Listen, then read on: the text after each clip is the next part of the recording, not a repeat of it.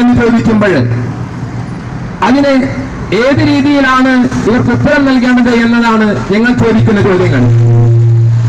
കഴിഞ്ഞ 10 വർഷം മുമ്പ് നമ്മളിൽ നിന്നും വേർപെട്ടു പോയ ശ്രീ ഉമ്മൻചാണ്ടി മുഖ്യമന്ത്രിയായ സമയത്ത് കേച്ചേരിയിൽ നിർമ്മിച്ച ബസ് സ്റ്റാൻഡിന്റെ പ്രവർത്തനം ഇന്ന് എവിടെ എത്തിയിരിക്കുന്നു എന്ന് ആദ്യം തന്നെ നമ്മൾ മനസ്സിലാക്കേണ്ടതുണ്ട്. വെറും അനാശാസ പ്രവർത്തനങ്ങൾക്കും അതുപോലെ തന്നെ ആ ബസ് സ്റ്റാൻഡിലെ ജനമാലിന്യ സംസ്കരണ ശാലയുമായി മാറ്റിയിട്ട് ഈ ജനങ്ങളുടെ പ്രശ്നങ്ങൾക്ക് ഗതാഗതക്കുരുക്കിന് പരിഹാരം കാണേണ്ട പ്രദേശം ഇന്ന് എവിടെ എത്തി നിൽക്കുന്നു എന്ന് ഇന്നാട്ടിലെ പ്രബുദ്ധരായ വോട്ടർമാരും ജനങ്ങളും മനസ്സിലാക്കേണ്ടതുണ്ട്. കേച്ചേരിയുടെ വികസനം എന്ന് പറയുന്നത് സംസ്ഥാന സർക്കാരും അതുപോലെ തന്നെ പഞ്ചായത്തും ഒരേപോലെ ഭരിക്കുന്ന സംസ്ഥാനം ഒരേപോലെ ഭരിക്കുന്ന പഞ്ചായത്താണ് ഇന്ന് നമ്മുടെ പഞ്ചായത്ത്.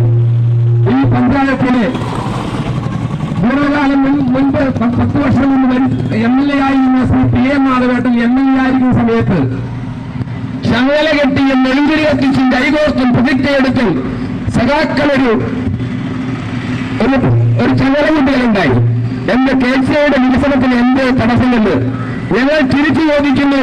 10 വർഷം ഒരു MLA-യും ഒരു മുഖ്യമന്ത്രിയും ഈ നാട്ടിൽ വാങ്ങിച്ച് എന്ത് വികസനം കേച്ചേരി സെന്ററിൽ നടപ്പിലാക്കാൻ നിങ്ങൾക്ക് സാധിച്ചു എന്നതാണ് ഞങ്ങൾ ജനങ്ങൾക്ക് ആദ്യം അറിയേണ്ടത്.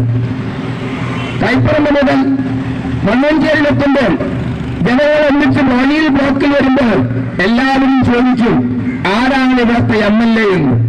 അപ്പോൾ എല്ലാവരും അദ്ദേഹത്തിന്റെ പേരറിയാൻ വേണ്ടി ആണോ ഈ കുപ്പിക്കഴുത്തുണ്ടാക്കിയത് എന്നാണ് ജനങ്ങൾ ചിന്തിക്കുന്നത്.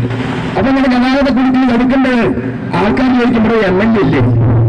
കൈപ്പറമ്പുകളുടെ കൈപ്പറമ്പ് ഇറക്കുന്നവരുടെ സ്പീഡിൽ വന്നിട്ട് അവിടെ ഗതാഗത കുരുക്കിൽ വരുമ്പോൾ എറിയപ്പെടുമ്പോൾ ചോദിക്കുന്നതാണ് ആരാ ഇവിടെ ഭരിക്കണേ എന്ന്.